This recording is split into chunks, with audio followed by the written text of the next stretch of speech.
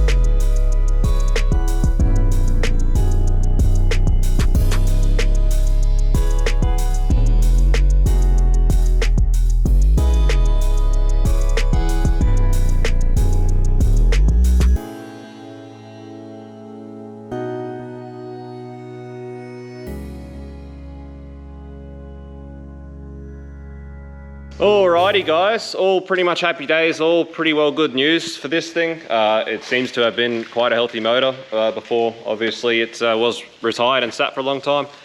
Once it was parked up, Ken actually just filled the thing full of oil, like put like 12 litres of oil in it, so it would just come all the way up sort of to the cams and everything to leave it to sit. So that's obviously saved it quite well.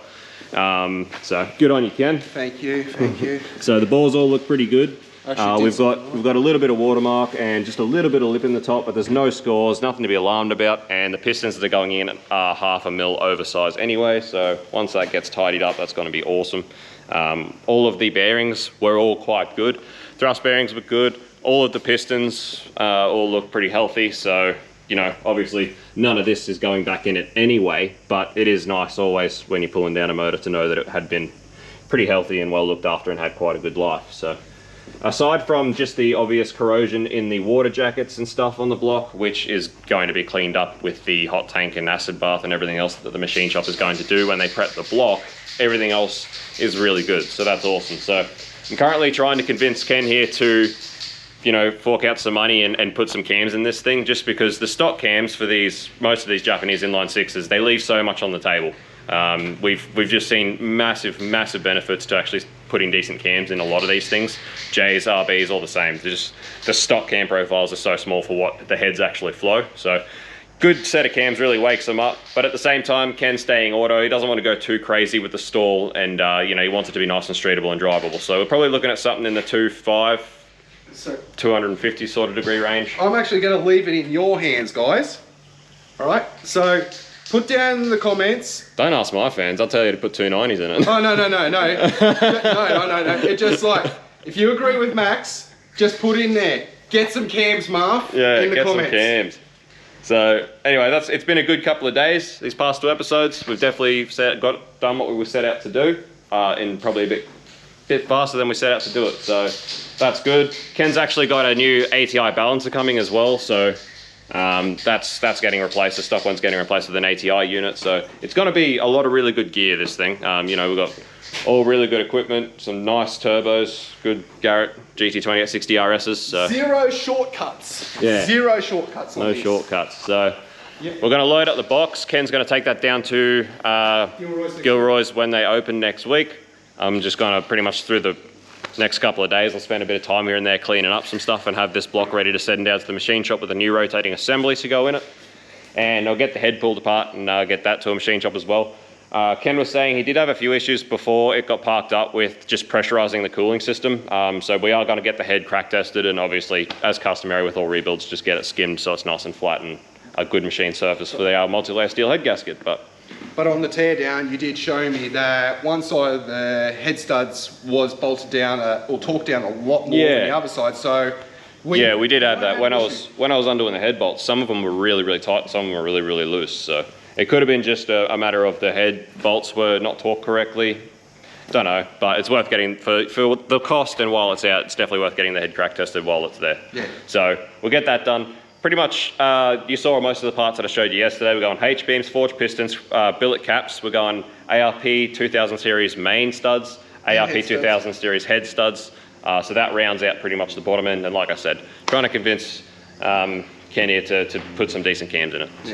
So all you have to do in the comments, get some cams, Marv, and I will listen to you guys. You guys see me in the comments all the time. So I will read it, I will agree, but it's up to you to tell me. No worries. So anyway, that's pretty much it. We're going to load some stuff up, and yeah.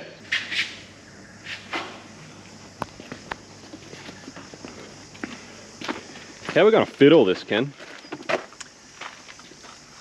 You watch. I am a master of Tetris in this car. I fit 55-inch TVs in this thing, so don't worry. All right, I'll trust you. All right, guys, so Ken's just left. He's just headed home, his long trip back to Gladstone. So Ken is all the way from Gladstone. But yeah, happy to help out with this build. It's been a pretty good couple of days. We've made pretty good progress. It's been great. So pretty excited to get, you know, yet another pretty good, big sort of horsepower JZ build under our belt, and Ken to see the Crustida in action when it's all said and done. So that's going to be it for this episode. One thing I would just like to clear up, guys, as well, because we did have a few people get it the wrong way when we did exactly pretty much this with Zach, is doing this stuff with Ken is not something we normally do at On Song Performance. We don't normally have just random people in the workshop. It's not how we operate, but given that Ken's also got a YouTube, it's another one of those things where Ken's also a sole trader. He's got his own ABN, he's got his own insurances and stuff like that. So that's how we're able to work it. We can't just have every customer, be here when we're building their car sort of thing. It's only sort of certain people that we make work, and it's a lot of sorting out and a lot of time and communication before we get to a point where we have actually do have people here and that. So just thought I'd clear that up, because I remember when I did this with Zach, I did have a lot of people assuming that they could come and pay us to do work and they could just be here all the time. It's not how we operate. It's not for everyone. It's only for certain people. So just thought I'd clear that up with you guys. But anyway, that's the start of the Crustida. We'll revisit this fairly soon. Got to get that head ready to go to a different machine shop, start cleaning some stuff up. I'm just going to clean up his sump and that this afternoon, but I won't bother filming that. I try and not film too much of the cleanup because it's pretty boring content. It's about as boring as it is to watch as it is for me to do. So anyway, thank you for watching, guys. Thank you for tuning in. Hope you're enjoying some more JZ content, more importantly, some more Cressida content. So it's pretty cool stuff. So we'll see you on the next one. Don't forget to smash like, smash subscribe if you haven't already. Go and check out Ken's channel if you haven't already, Mafia Boys World. And we'll see you on the next one. Peace out, see you, bye.